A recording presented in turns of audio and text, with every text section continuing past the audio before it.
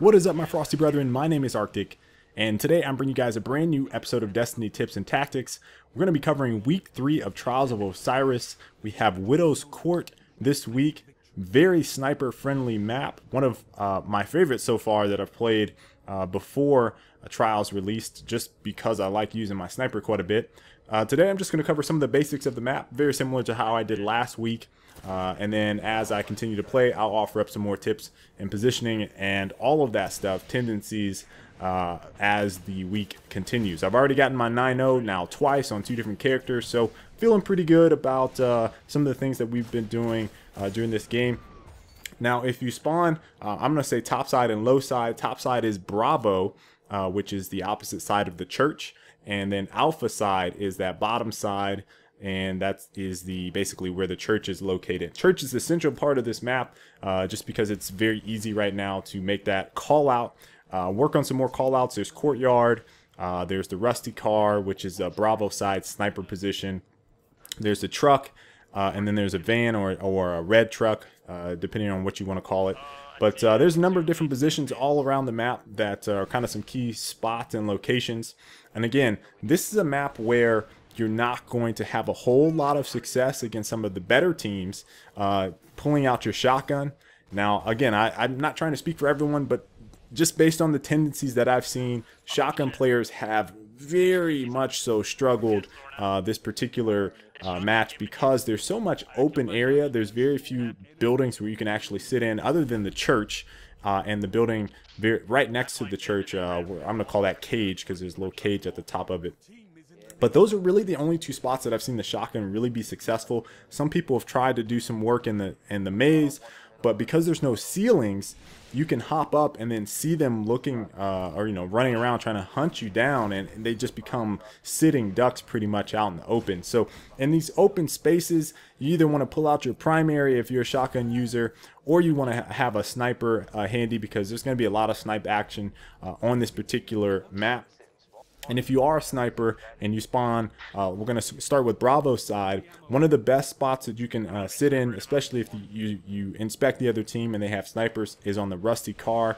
You get a lot of snipe positions, and I haven't played that position. I had FAMAS, and when we did our second run Snowblind, they were both sitting in the Rusty Car on Bravo side, and out of the spawn, you can almost immediately see some people hopping around, either running in front of church into that courtyard, or looking directly at Rusty Car, trying to have a snipe off. So there's a lot of opportunity just looking in that middle of the map, right down that lane, and getting some immediate either callouts or sniper headshots or body shots or whatever, and dealing damage.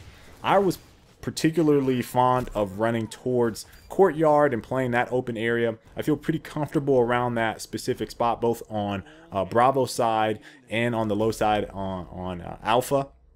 So I've been working that area quite a bit, trying to learn the ins and outs and what people are kind of doing over in that specific area.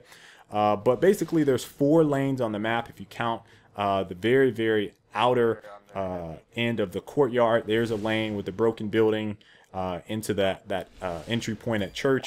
Then there's the courtyard entrance with the steps. Then there's the middle pathway with Rusty Car and all the cars and trucks and stuff like that. And then there's the far side, the maze entrance over there, where you get a little bit of CQC action, which is typically where B spawns during control.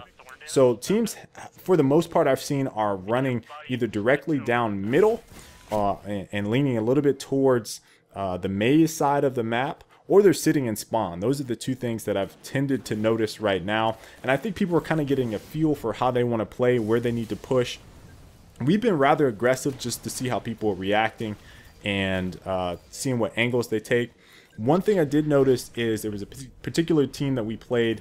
They quickly lost the very first round. They got out-sniped, and then they decided they were going to set up in the church. And this is how I know that this is probably something that you're going to experience. There were some shotgun players, and I have not seen where the middle spawn point, it could be at where B normally is over in the maze, but I haven't seen where that overtime control point spawns yet. So I don't necessarily know what positioning is best as of right now.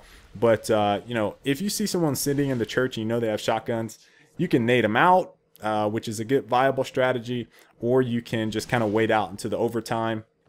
We ended up kind of steamrolling these guys, so we flushed them out of there with nades and got some kills on them, and they didn't do that again. But that's something that you guys should really look out for some of the teams that don't quite know what they're doing on this particular map and trying to figure things out. They'll sit in that area just because it's easy to kind of revive people and they can catch people around corners.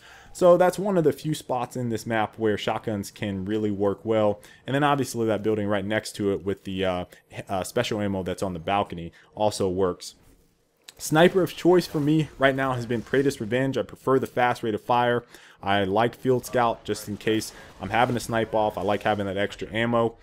Don't forget, man, at the end of the rounds, if you guys aren't doing this, run over to those special ammos boxes and grab some ammo, so you're refilling yourself right before the end of the round. You got 4 or 5 seconds if you want a round to go ahead and do that.